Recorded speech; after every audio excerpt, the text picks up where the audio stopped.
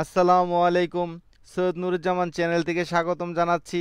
আজ আমি আপনাদের জন্য নিয়ে এসেছি আরবি 12 মাসের নাম কিভাবে বলতে হয়। তবে চলুন জেনে নিই আরবি 12 মাসের নাম।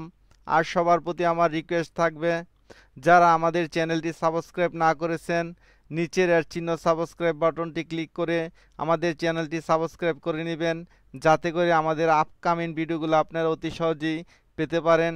চলুন স্টার্ট করা যাক। আরবি প্রথম মাসের নাম মুহররম। আরবি দ্বিতীয় মাসের নাম সফর।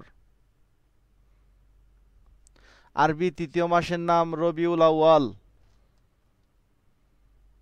আরবি চতুর্থ মাসের নাম রবিউস সানি। আরবি পঞ্চম মাসের নাম জুমাদাল উলা। আরবি ষষ্ঠ মাসের নাম জুমাদাস সানি। আরবি সপ্তম মাসের নাম রজব। আরবি অষ্টম মাসের নাম শাবান। আরবি নবম মাসের নাম রমাদান। আরবি দশম মাসের নাম শাওয়াল। আরবি 11তম মাসের নাম জুলকদ। আরবি 12তম মাসের নাম জুলহজ।